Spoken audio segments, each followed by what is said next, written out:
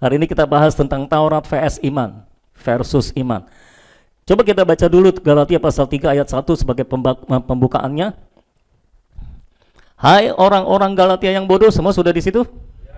Hai orang-orang Galatia yang bodoh, siapakah yang telah mempesona kamu? Bukankah Yesus Kristus yang disalibkan itu telah dilukiskan dengan terang di depanmu? Ini teguran yang sangat keras, saudara-saudara. Saya nggak pernah berani bilang sama jemaat, hai jemaat yang bodoh. Nggak berani tuh. Saudara dibilang bodoh bisa demo itu. Bisa demo nggak mau vaksin lagi tuh. Tapi Paulus kembali, kalau saudara baca surat Galatia, saudara akan membaca gregetannya hati Paulus terhadap mereka yang mau kembali kepada Taurat. Dia bilang, hai orang-orang Galatia yang bodoh, siapakah yang telah mempesona kamu? Bukankah Yesus Kristus yang disalibkan itu telah dilukiskan dengan terang di depanmu? Saudara catat prinsip yang pertama tentang Taurat versus iman. Yang pertama, Taurat menyelewengkan kita dari iman yang semula karena mengaburkan makna tentang Kristus yang tersalib. Taurat menyelewengkan kita dari iman yang semula karena mengaburkan makna tentang Kristus yang tersalib.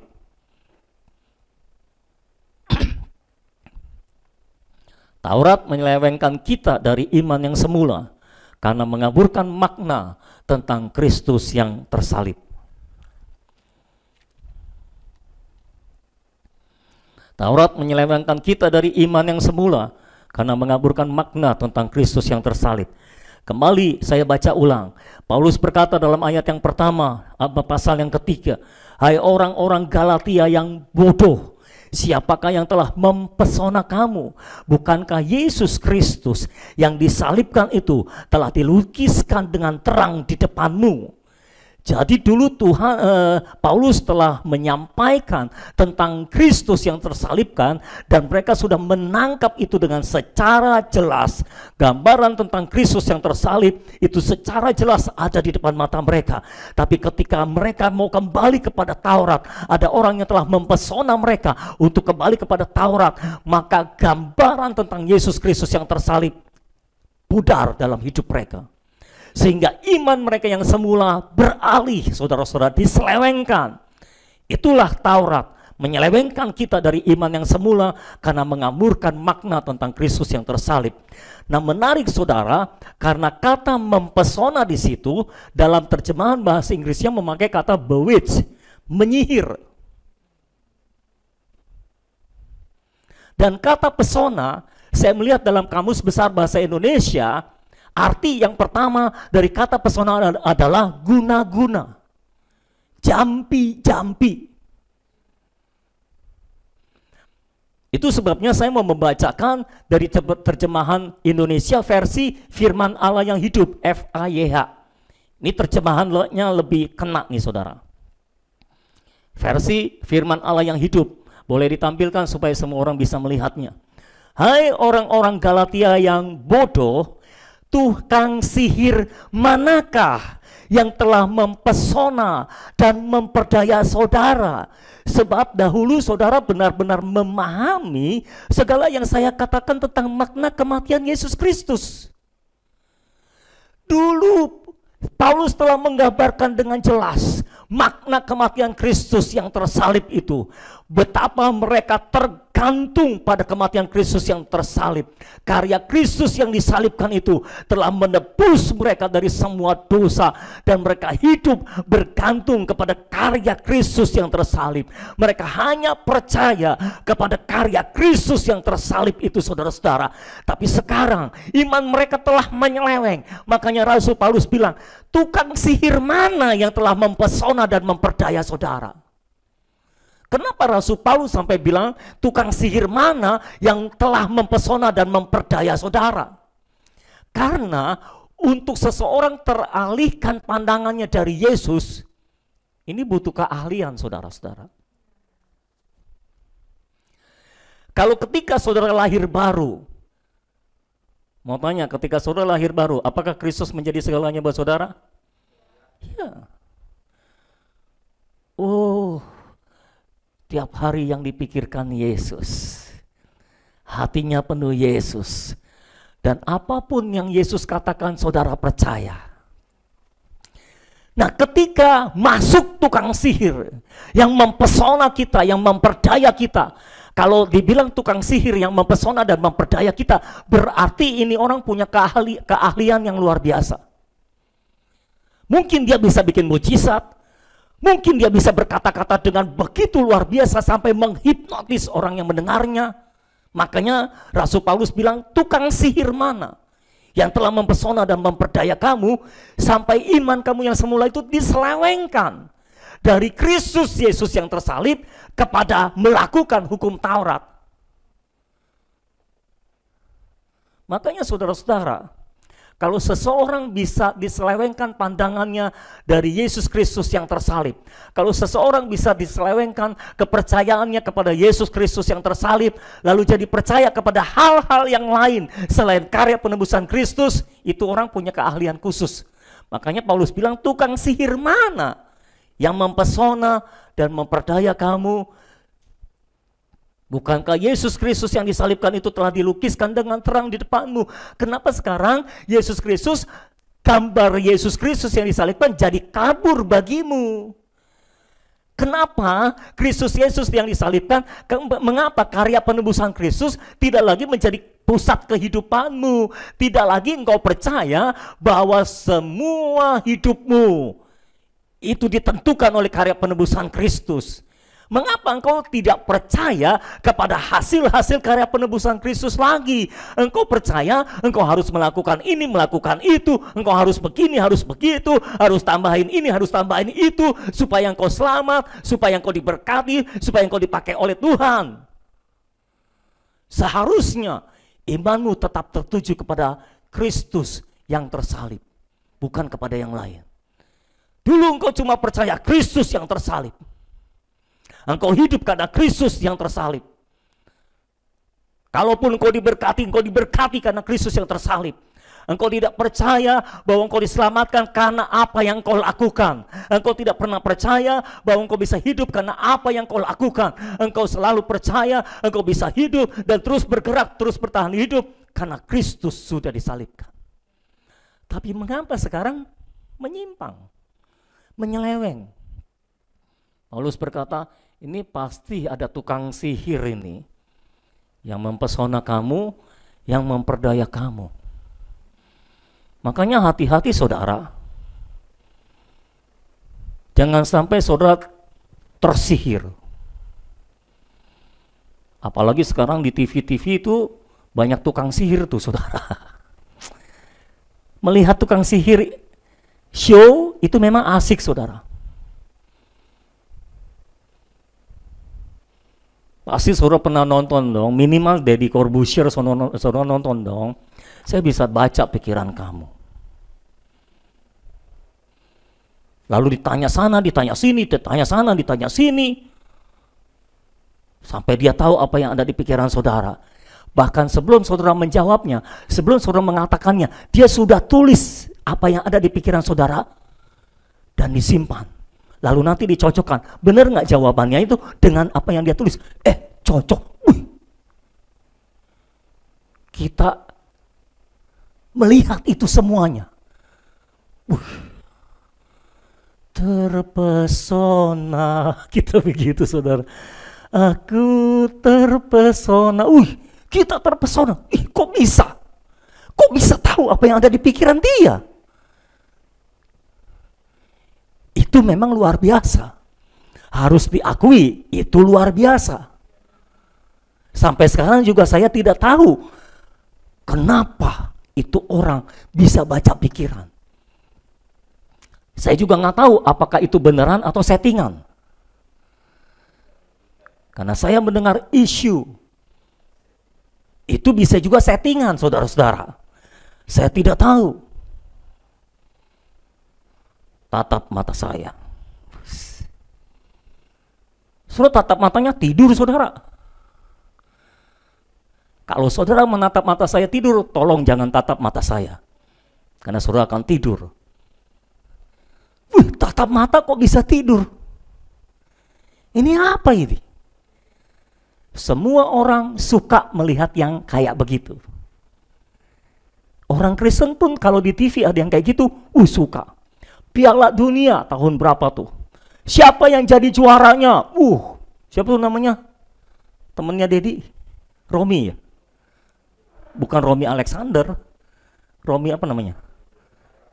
Romi Rafael. Dia tenggelam ke dalam laut. Betul ya dia ya? Pokoknya ada yang tenggelam lah. Itu jawaban juara Piala Dunia tahun berapa sih? 2004 atau berapa itu, dimasukkan ke dalam peti, dimasukkan ke dalam laut. Dia sudah tahu sebelum pertandingan dimulai siapa juara dunianya. Saudara nonton itu enggak? Enggak, kemana aja? Saudara nggak suka bola rupanya. Dan ketika selesai, juaranya sudah dapat, diambil peti yang disimpan di dalam laut itu, dibuka. Jawabannya, sama saudara. Semua berdecak kagum. Lepas daripada itu settingan, saya nggak tahu. Tapi kalau itu bukan settingan, itu luar biasa. Harus diakui itu luar biasa. Mungkin beberapa hamba Tuhan sempat berpikir, seandainya aku punya kemampuan seperti itu, lagi khotbah baca pikiran orang, kamu mau ke Paris kan? Kaget, kok tahu saya mau ke Paris? Udah, foto aja di belakang Menara Eiffel, gambarnya aja. Nggak usah senang kesana-sana, lagi COVID. Lah saudara, semua itu mempesona, memperdaya kita. Saudara tahu nanti waktu antikris berkuasa, antikris punya kuasa juga seperti itu. Antikris akan punya kuasa yang luar biasa, yang dahsyat. Dan itu sebabnya dia bisa menjadi pemimpin dunia. Karena dia punya kuasa, dia punya kemampuan yang bisa mempesona dan memperdayai semua orang. Sehingga semua orang takluk kepada kepemimpinannya. Saudara-saudara. Nah, yang saya mau sampaikan kepada saudara adalah semua ajaran, semua pengajaran yang menyelewengkan iman kita yang semula kepada Yesus Kristus yang tersalib, sehingga kita harus tambahin apapun selain Kristus, itu bukan berasal dari Alkitab. Itu bukan berasal dari Tuhan, saudara-saudara. Karena semua pengajaran yang berasal dari Alkitab, yang berasal dari Tuhan, akan membawa kita kepada Kristus.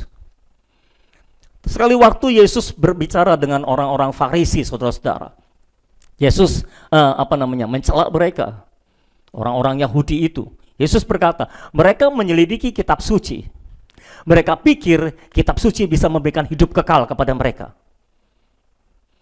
Mereka tidak mau datang kepadaku, padahal kitab suci bercerita tentang aku yang bisa memberikan hidup kekal. Jadi kalau orang menyelidiki kitab suci, pasti hasilnya orang itu dibawa kepada Yesus. Karena kitab suci dari Kejadian sampai Wahyu bicara tentang Kristus Yesus yang disalibkan.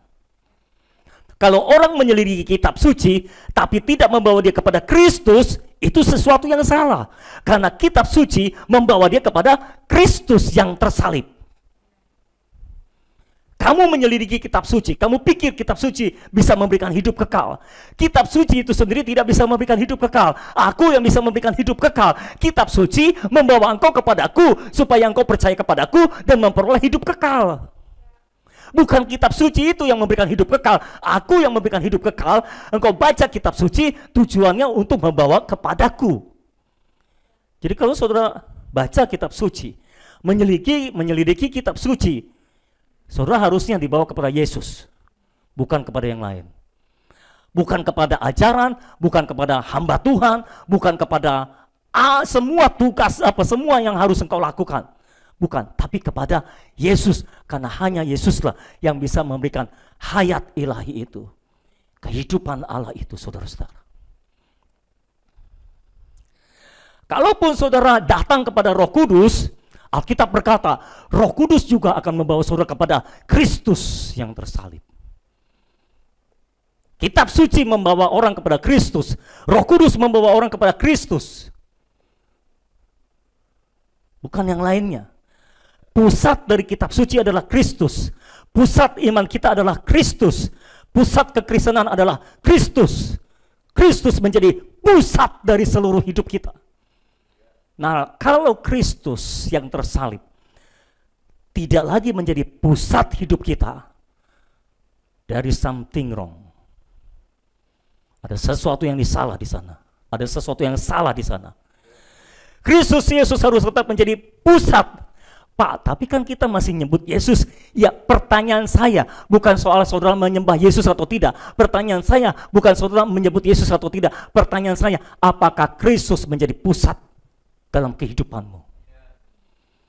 Kalau Yesus bergeser sedikit saja, tidak menjadi pusat bagi kehidupanmu, itu sudah salah. Itu bukan kekristenan. Kekristenan adalah pusatnya Kristus yang tersalib. That's it. Kalau engkau menjadikan pusatmu bukannya Kristus yang tersalib, tapi ditambah ini dan itu bukan lagi kekristenan. Karena kekristenan harus terpusat sepenuhnya kepada Yesus Kristus yang tersalib. Kristus Yesus yang tersalib itu harus menjadi segalanya bagi kita. Apakah saudara jelas? Kalau imanmu diselewengkan, tidak lagi kepada Kristus pusatnya, maka engkau sedang terpesona oleh tukang sihir, oleh pengajar-pengajar palsu yang mengajarkan Injil yang lain. Dalam sebelumnya, pasal sebelumnya, Paulus mengatakan itu. Jadi hati-hati saudara-saudara. Jadi itu yang pertama, Taurat menyelewengkan kita dari iman yang semula kepada karena mengaburkan makna tentang Kristus yang tersalib. Saya berdoa hari ini, Kristus Yesus yang tersalib kembali jelas di depan mata saudara. Kembali terpusat dalam pandangan mata saudara. Segalanya bagi saudara itulah Kristus yang tersalib. Dialah yang menjadi segalanya bagi kita. Kristus yang tersalib. Dia tidak boleh digantikan oleh apapun juga, dan dia tidak boleh ditambahkan oleh apapun juga. Hanya Kristus yang tersalib yang menjadi pusat kehidupan kita. Itulah kekristenan saudara-saudara. Kalau ditambahkan ini itu bukan lagi kekristenan. Hanya Kristus yang menjadi pusat bagi kehidupan kita. Amin. Yang kedua, prinsip yang kedua, kita menerima roh dan mujizat ilahi bukan karena melakukan hukum Taurat, tetapi karena percaya kepada pemberitaan Injil. Kita menerima roh dan mujizat ilahi bukan karena melakukan hukum Taurat, tetapi karena percaya kepada pemberitaan Injil.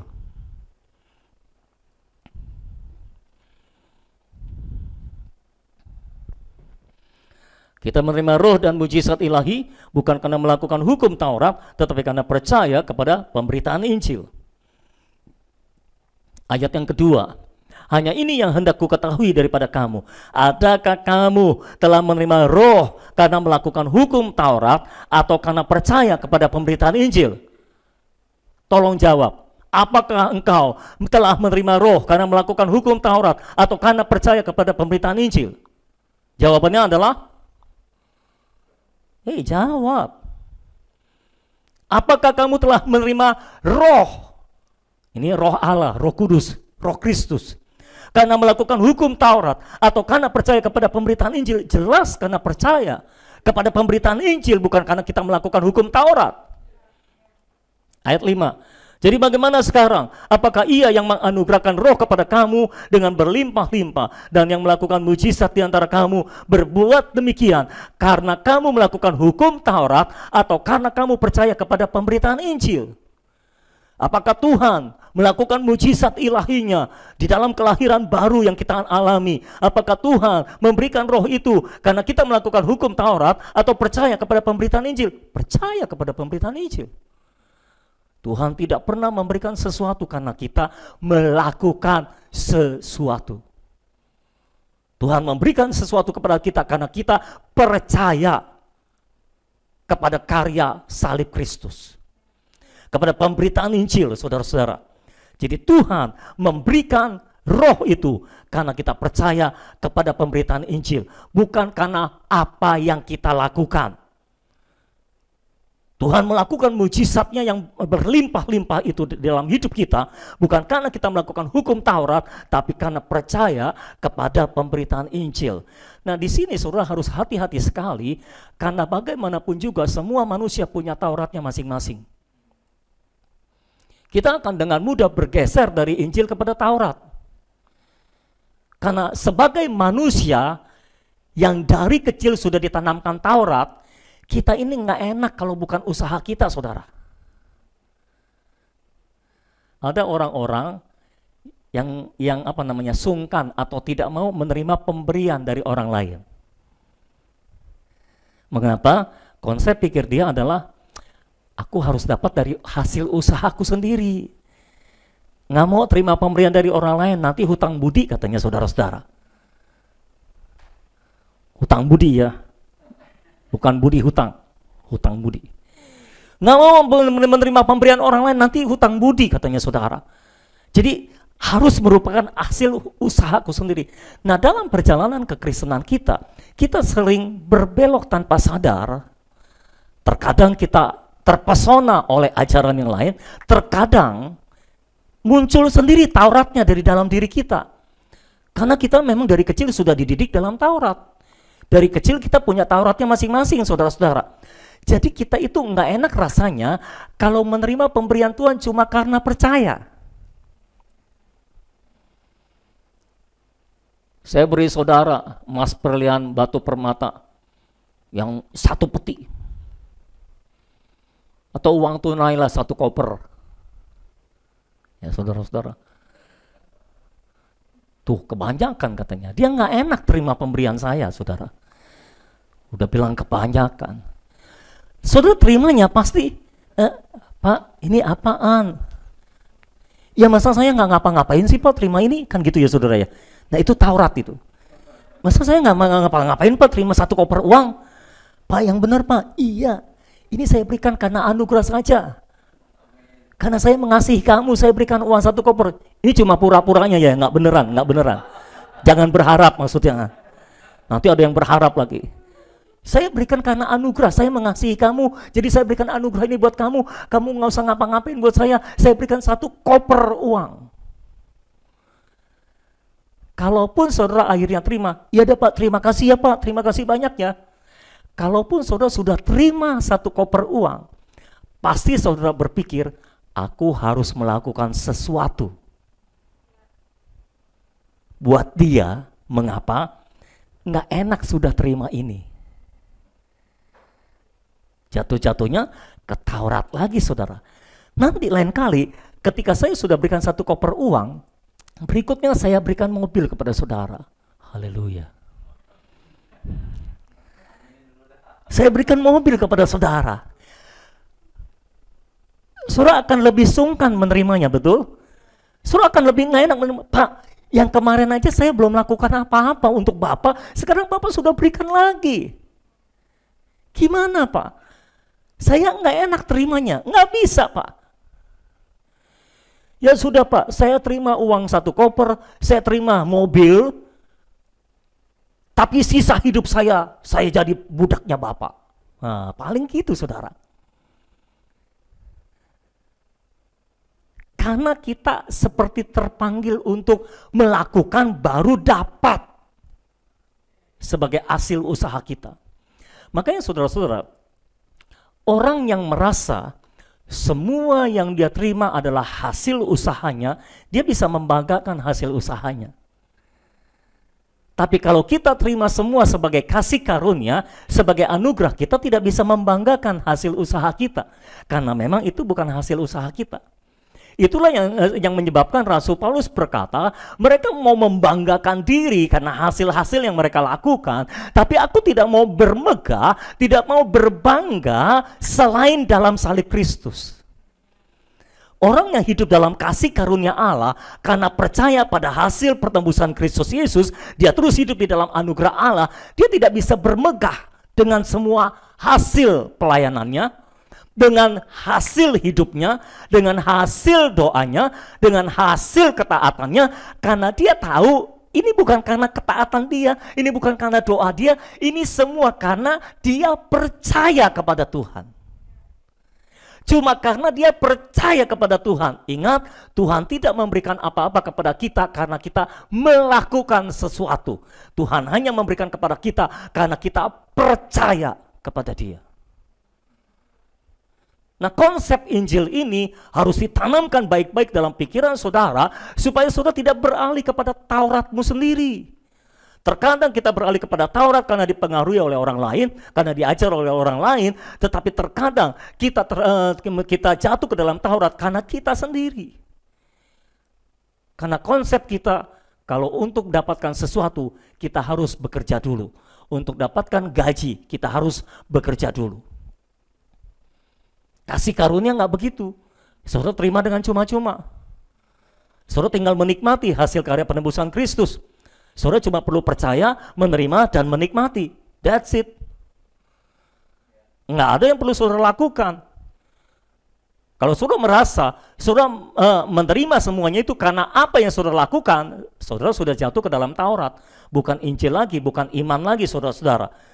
Jadi kita menerima roh, mujizat, atau kita menerima apapun dari Tuhan, yang ilahi atau apapun juga yang materi, yang dari Tuhan, itu bukan karena kita melakukan sesuatu untuk Tuhan, tapi karena kita percaya kepada Dia. Percaya kepada karya penebusannya. Yang saya mau tekankan adalah percaya. Yang harus saudara lakukan cuma percaya, bukan melakukan. Percaya, terima, nikmati. Itu aja. Percaya, terima, nikmati. Percaya, terima, nikmati. Nggak perlu pikir mau melakukan apa. Kalaupun ada sesuatu yang harus engkau lakukan, itu karena dorongan roh dari dalam. Engkau melakukannya. Bukan sebagai usaha saudara, tapi sebagai pergerakan roh yang memakai tubuh saudara. Sehingga saudara tidak bisa membanggakan hasilnya nanti sebagai bagian dari jeripaya saudara atau dari hasil kerja saudara. Tidak. Itu yang kedua saudara-saudara. Yang ketiga, tidak ada orang yang dibenarkan di hadapan Allah karena melakukan hukum Taurat, melainkan karena iman. Ini benar-benar harus ditanamkan dalam pikiran kita supaya pikiran kita penuh dengan kasih karunia Tuhan. Tidak ada orang yang dibenarkan di hadapan Allah karena melakukan hukum Taurat, melainkan karena iman.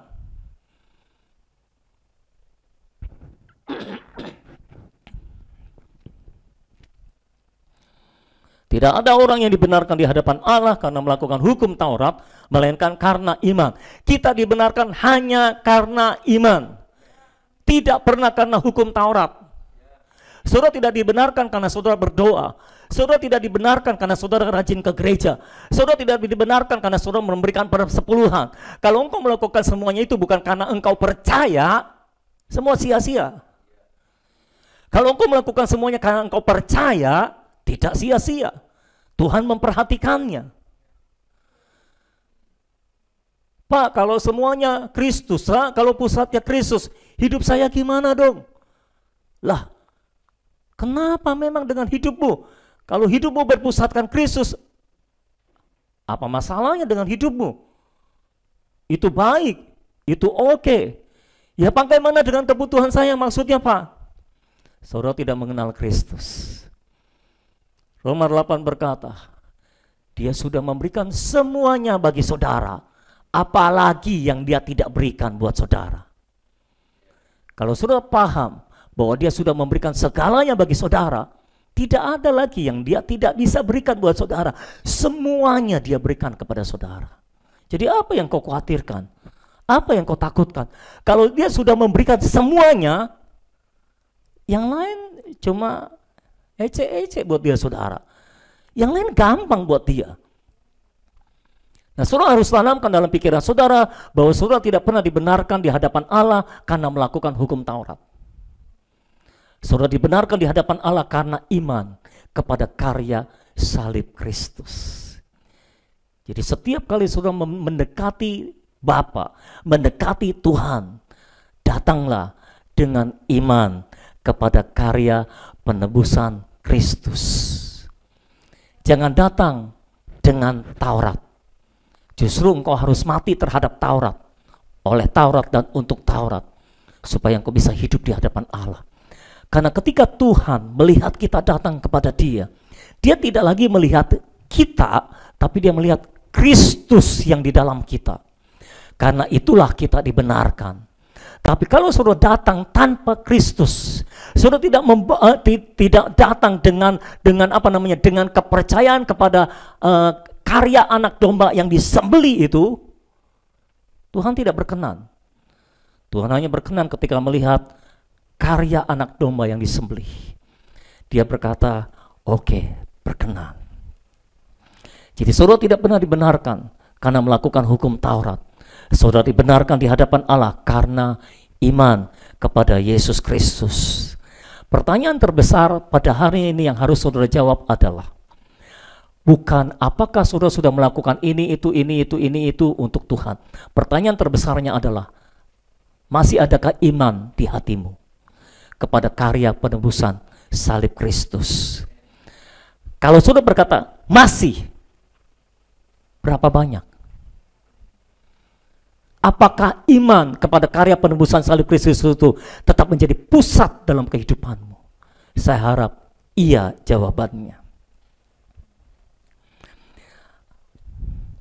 Ayat 6, pasal 3 ayat 6. Secara itu jugalah Abraham percaya kepada Allah, maka Allah memperhitungkan hal itu kepadanya sebagai kebenaran. Jadi kepercayaan kita lah yang diperhitungkan Tuhan sebagai kebenaran. Bukan apa yang kita lakukan, tapi kepercayaan kita kepada Tuhan diperhitungkan Tuhan sebagai kebenaran. Yang keempat, dasar hukum Taurat bukanlah iman atau percaya, melainkan melakukan. Dasar hukum Taurat bukanlah iman atau percaya, melainkan melakukan.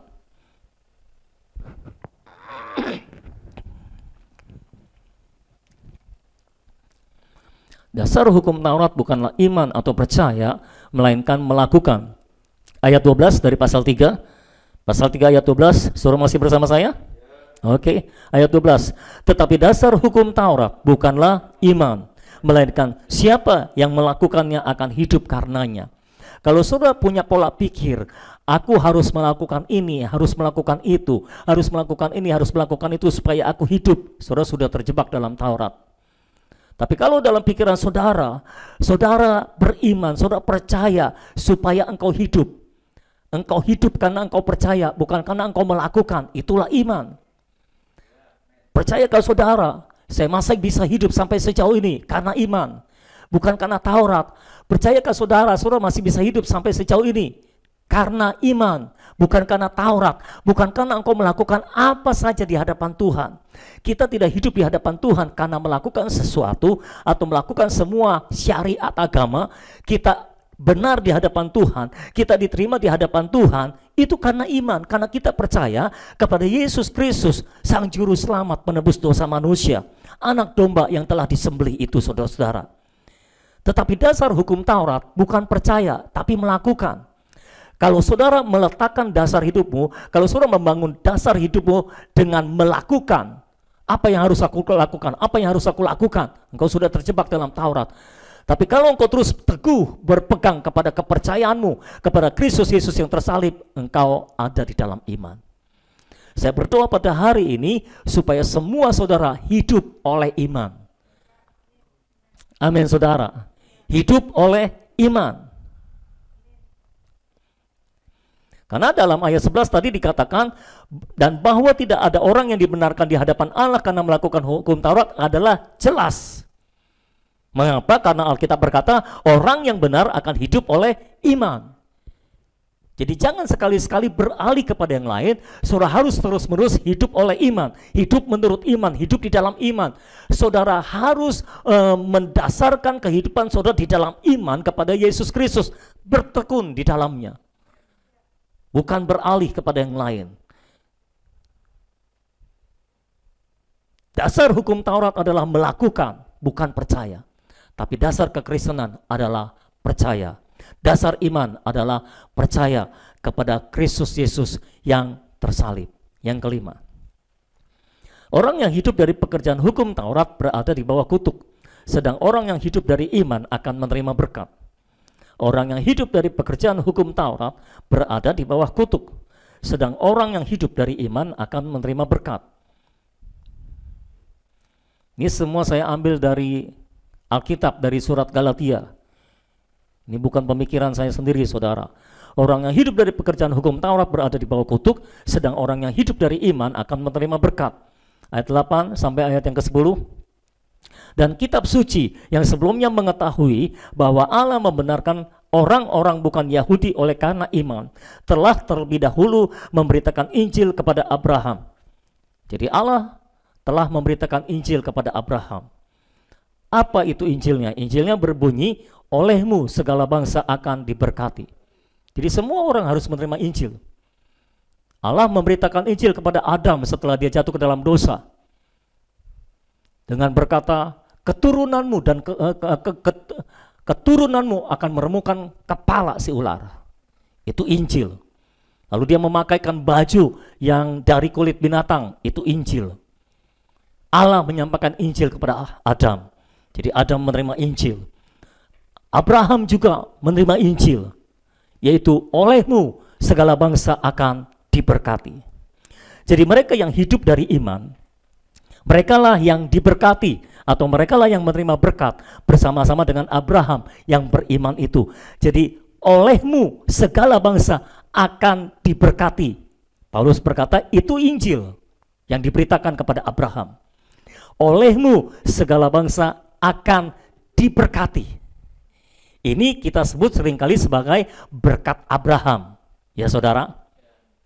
Jadi mereka yang hidup dari iman, merekalah yang diberkati bersama-sama dengan Abraham yang beriman itu. Abraham mendapat berkat itu karena beriman. Kita juga akan menerima berkat yang sama karena beriman. Maksudnya gitu. Ayat 10, karena semua orang yang hidup dari pekerjaan hukum Taurat berada di bawah kutuk. Seperti ada tertulis, terkutuklah orang yang tidak setia melakukan segala sesuatu yang tertulis dalam kitab hukum Taurat. Jadi hukum Taurat, kalau saudara mau hidup berdasarkan hukum Taurat, saudara harus melakukan segala sesuatu yang tertulis di dalamnya. Kalau saudara sudah melakukan 90% tapi gagal di 1%, saudara gagal terhadap semuanya. Itulah prinsip hukum Taurat. Itu sebabnya Alkitab berkata, terkutuklah orang yang tidak setia melakukan segala sesuatu yang tertulis dalam kitab hukum Taurat. Itulah sebabnya mengapa kita gagal di dalam hukum Taurat, saudara-saudara. Dan karena kita gagal, kita jadi hidup di bawah kutuk. Kita tidak bisa memenuhi semua hukum Taurat. Kita jadi hidup di bawah kutuk. Nah, kalau kita mau kembali kepada Taurat, kita hidup di bawah kutuk, kata Paulus. Tapi kalau kita mau hidup di dalam iman seperti Abraham, kita akan menerima berkat yang sama dengan Abraham, yaitu berkat Abraham, saudara-saudara. Saudara mau menerima berkat Abraham? Saudara mau hidup di bawah berkat Abraham, bukan di bawah kutuk? Saudara harus hidup oleh iman. Tidak bisa hidup di bawah hukum Taurat. Nah, ketika kita bicara tentang berkat, nah apa ini berkat Abraham yang akan diterima? Paulus menceritakan tentang berkat Abraham secara indah, secara luar biasa, saudara. Ayat 13 dan ayat yang ke-14. Kristus telah menebus kita dari hukum Taurat dengan jalan menjadi kutuk karena kita. Sebab ada tertulis, terkutuklah orang yang digantung pada kayu salib. Jadi seharusnya kita yang terkutuk karena kita gagal melakukan hukum Taurat, tapi Kristus menjadi kutuk karena kita, saudara-saudara, dengan mati tergantung di kayu salib. Ayat 14, Yesus Kristus telah membuat ini. Membuat apa? Membuat karya penebusan. Supaya di dalam dia di sini siapa? Kristus.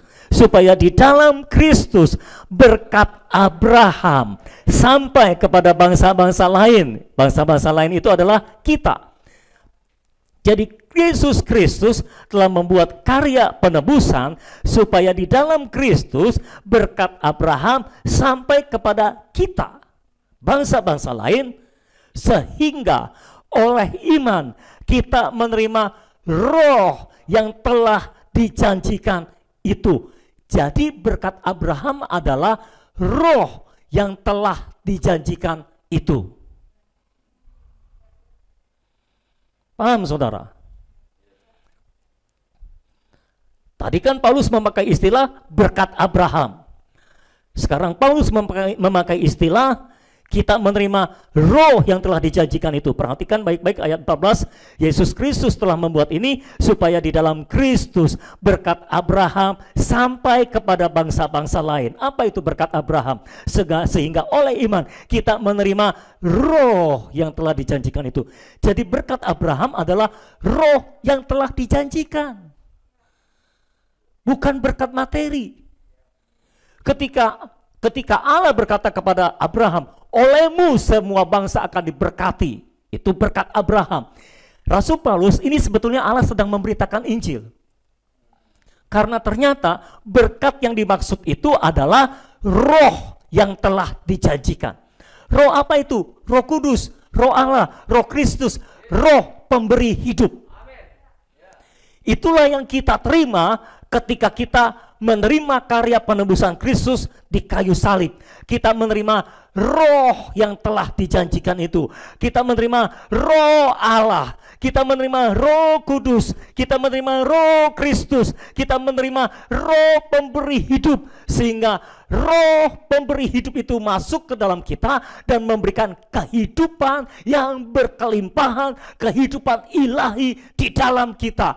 Jadi berkat Abraham bukan kekayaan, bukan kesuksesan, bukan ketermasyuran, tapi berkat Abraham adalah roh kudus yang akan masuk dalam hidup saudara, roh Kristus yang akan masuk dalam hidup saudara, roh pemberi hidup yang akan memberikan kehidupan Allah dalam hidup saudara. Itulah Injil yang diberitakan Allah kepada Abraham, saudara-saudara. Jadi oleh iman kita menerima berkat Abraham itu. Apakah hari ini saudara telah menerima berkat Abraham? Kalau saudara sudah lahir baru, saudara telah menerima berkat Abraham. Karena saudara telah menerima roh yang telah dijanjikan itu. Saudara telah menerima roh Kristus itu.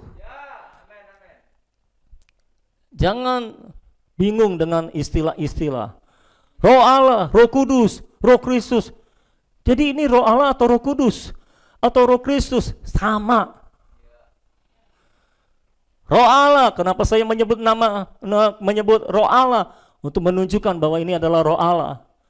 Roh Kudus, kenapa saya menyebut roh kudus? Karena roh Allah adalah roh yang kudus. Disebut juga roh kudus.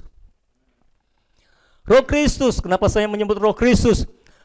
Kalau Alkitab menyebut roh Kristus untuk menunjukkan keilahian dan keinsanian Kristus yang telah menjadi manusia, Allah yang telah menjadi manusia, yang telah mati dan bangkit dan naik ke sorga dan turun kembali dalam bentuk roh Kristus, roh pemberi hidup, roh kudus. Itu adalah roh yang sama, roh yang telah dijanjikan. Jangan beda-bedakan roh kudus dengan roh Kristus. Itulah adalah roh yang satu, roh yang lengkap. Bapa ada di dalam anak, anak ada di dalam roh, dan roh ada di dalam kita. Itulah kesatuan antara kita dengan Kristus. Makanya Yesus berkata, tinggallah di dalam aku dan aku di dalam engkau, maka kamu akan berbuah banyak.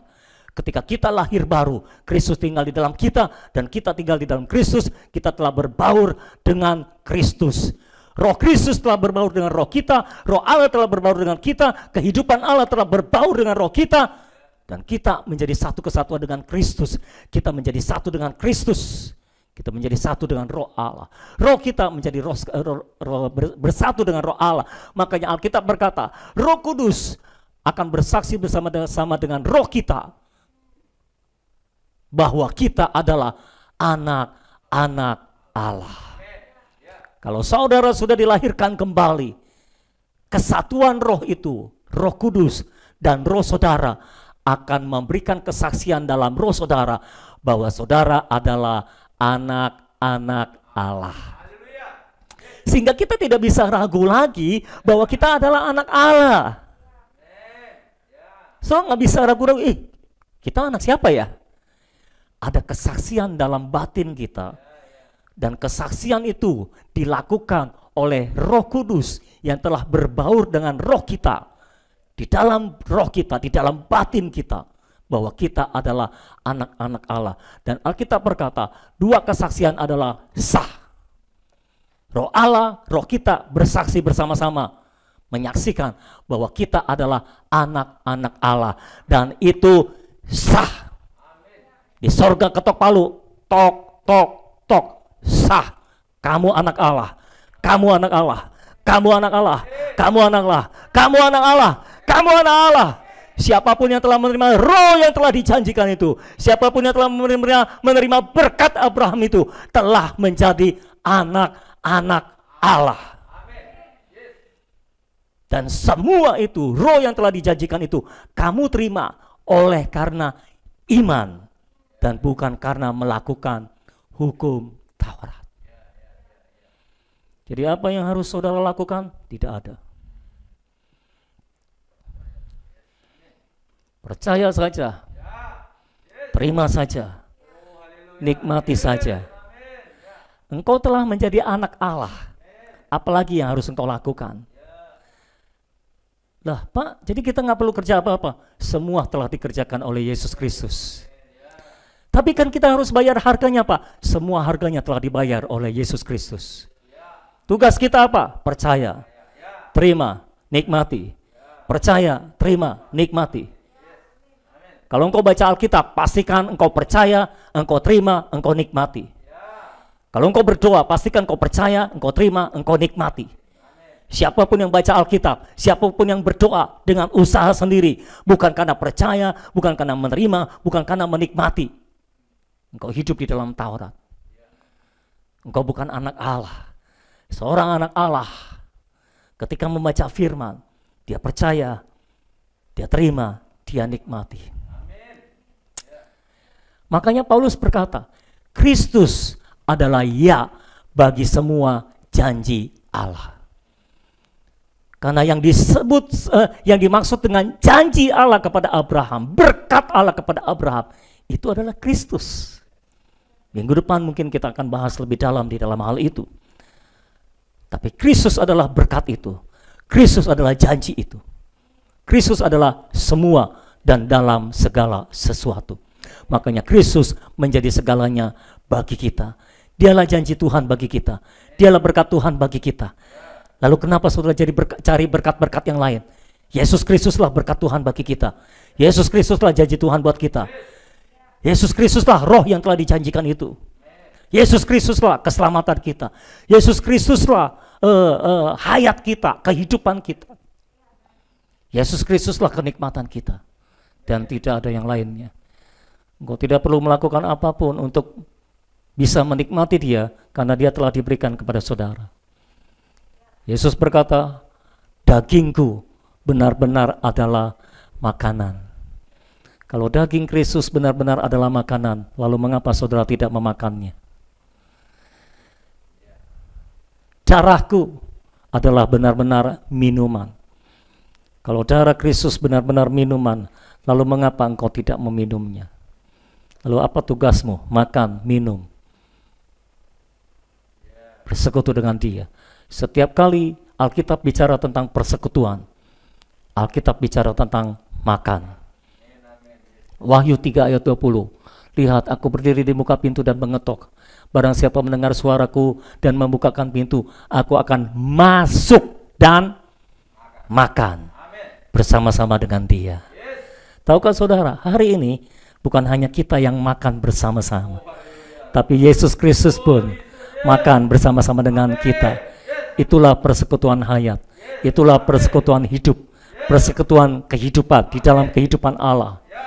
Kita makan bersama-sama dengan Kristus. Mari bangkit bersama-sama. Haleluya. Haleluya.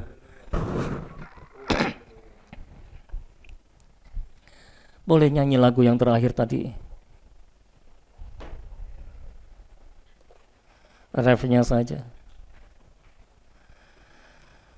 Haleluya. Saya berdoa biar saudara benar-benar bisa menikmati Kristus dengan segala kekayaannya, menikmati firman dengan segala kekayaannya. Haleluya.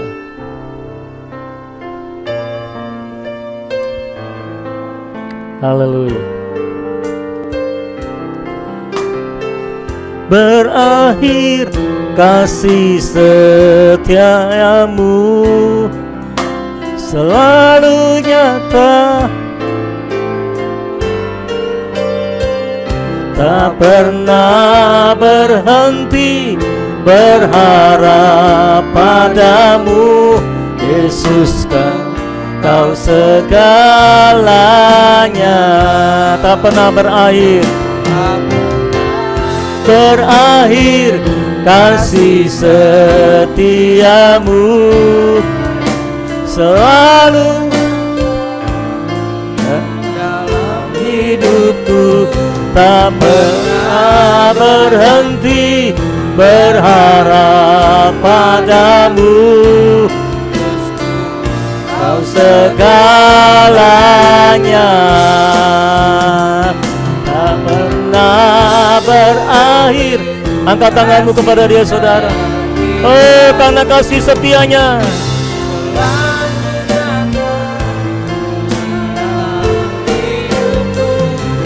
Hanya karena kasih setianya. Haleluya. Haleluya. Kau segalanya, tak pernah berakhir.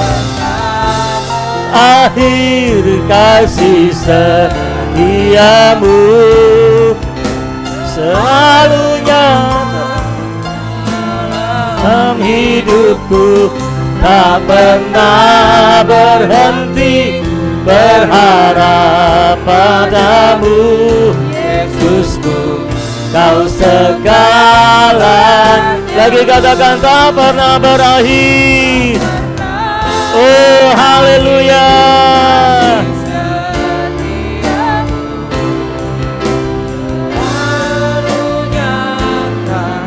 Dalam hidupku, tak pernah berhenti berharap padamu, Yesusku, Kau segalanya. Yesusku, Kau segalanya. Kau segalanya. Yesusku, Kau segalanya. Kau segalanya. Sekali lagi, Yesusku, Kau segalanya. Kau segalanya. Mari kita doa dalam roh beberapa saat. Urama lamaya shanda kara lamana kara lepata krama lamaya sheke panama lamaya shanda kara. Oh, kehidupan Allah mengalir di dalam kami, mengalir melalui hidup kami. Di dalam perjamuan ini Tuhan, kehidupan-Mu mengalir bersama setiap kami di dalam nama Yesus. Kehidupan-Mu tercurah di tengah-tengah kami ya Tuhan. Shata kara lama mana lama maya shanta. Ura lama maya shike be mani lama lahu ya takra. Ira lama ya seke be lama ya shan. Ora lama ya seke be lama. Ora lama ya seke be mana lama. Ike be lama ya seke be lama. Ora lama ya seke be lama. Ora lama ya seke be lama. Ora lama dari asing. Ora lama ya seke be padena lama. Ire lama se. Ralamu ya naramu, ralamu, sekebe nalama ya naramu, ramalama ya sekebe nalamu ma, uralama mama ya sekebe nalamu, uradani ya sekebe nalamu, uralama ya siye, uralama ya sekebe nalamu. Rama mama ya se, Rama lama la ya si kebe dalamu mana ni malama ya si, Rama mama ya se kebe mama ya sanda, oh Rama mala ya se kebe malama ya se kebe lama ya sanda. Oh jamah hidup kami, jadikan kami baru, ubah hidup kami, tolong kami untuk bergantung hanya kepadamu, tolong kami hanya percaya kepadamu. Bukan percaya kepada perbuatan kami Tuhan. Oh tolong kami untuk percaya kepadamu, untuk menerima dan menikmati Kau pada hari ini. untuk menikmati Engkau sebagai makanan kami. Shandara lama lama ya syatana lama lama syatana. Oh lama mama ya shekebe mana lama. Oh ramana mau sheke malam kita mai sita dapat. Oh lama mama ya syatana mana lama syatana. Yesusku, Kau segalanya. Yesusku, Kau segalanya. Oh Yesusku, Kau segalanya. Yesusku, Kau segalanya. Sekali lagi yang terakhir katakan, Yesusku, Kau segalanya. Amin, amin, amin. Yes, Amin. haleluya. Yesus, hari ini kami menerima Engkau sebagai makanan kami. Kami menerima Engkau sebagai kehidupan kami. Kami menerima Engkau sebagai kekuatan kami. Kami menerima Engkau sebagai kenikmatan bagi kami, Tuhan. Engkaulah roti hidup yang telah turun dari surga. Engkaulah makanan kami yang sebenarnya, Tuhan. Engkaulah makanan kami yang sejati, Tuhan. Semua makanan yang kami makan setiap hari cuma bayangan, tapi wujudnya adalah Kristus. Engkaulah makanan kami yang sejati. Engkaulah yang dapat memberikan kehidupan bagi kami. Engkaulah yang dapat memberikan kekuatan bagi kami. Engkaulah yang dapat memberikan kenikmatan bagimu kami. Engkaulah segalanya bagi kami. Yesuslah segalanya bagi kami. Katakan sama-sama, Yesuslah segalanya bagiku. Segalanya bagiku. Amin Yesus, haleluya. Dari selamanya sampai selamanya, Engkaulah segalanya bagi kami. Engkaulah iman kami, Engkaulah keselamatan kami, Engkaulah kehidupan kami, Engkaulah kekuatan kami, Engkaulah kenikmatan kami, Engkaulah buah roh kami, Engkaulah kekudusan kami, Engkaulah kebenaran kami, Engkaulah jalan kami, Engkaulah kehidupan kami. Engkau segalanya bagi kami. Engkaulah berkat kami, Engkaulah janji Tuhan buat kami. Engkaulah segalanya bagi kami. Engkaulah roh yang memberikan hidup bagi kami. Terima kasih Tuhan Yesus Kristus. Terima kasih Bapa di dalam surga buat kelimpahan kasih karunia Allah, buat kelimpahan dari roh yang telah Engkau berikan kepada kami, buat kelimpahan mujizat ilahi, kehidupan ilahi yang telah Engkau berikan di dalam kami. Tolong kami untuk hidup sebagai ciptaan baru dan bukan sebagai pelaku dari hukum Taurat. Jamah kami Engkau ubahkan hidup kami dan bawa kami semakin dalam di dalam pengenalan kami akan Engkau ya Tuhan. Terima kasih Tuhan. Biarlah sehari-hari Engkau menjadi makanan bagi kami. Engkau menjadi kenikmatan bagi kami. Terima kasih Tuhan Yesus yang ajaib. Hanya kepadamu kami berdoa. Hanya kepadamu kami mengabdi. Hanya kepadamu kami memberikan seluruh hidup kami. 10% dari semua yang kami miliki, 100% dari semua yang kami miliki, kami berikan kepadamu seluruhnya ya Tuhan. Terima kasih Tuhan. Terima kasih buat semua berkat, janji, anugerah, iman, pengurapan yang Kau berikan dalam hidup kami. Kami terima semuanya. Kami nikmati semuanya sebagai pemberian bagi kami, bukan sebagai hasil usaha kami. Terima kasih Tuhan. Terima kasih Tuhan. Meteraikan firman-Mu di dalam kehidupan kami, biar kami menjadi manusia ciptaan baru yang hidup berdasarkan Kristus yang tersalib dan bukan berdasarkan yang lainnya. Terima kasih Tuhan. Berkati semua jemaat Tuhan yang sudah hadir di sini. Berkati semua jemaat Tuhan yang beribadah dari rumah. Berkati Tuhan mereka semuanya dengan berkat Kristus yang berkelimpahan. Kami terima berkat-Mu, kami terima urapan-Mu, kami terima firman-Mu. Di dalam nama Tuhan kami Yesus Kristus yang ajaib dan mulia itu. Dalam nama Yesus kami berdoa, dan semua kita yang sudah menerima firman-Nya sama-sama kita katakan amin. Haleluya. Oke, itu saja. Selamat siang semuanya. Tuhan memberkati saudara. God bless you. Bye-bye.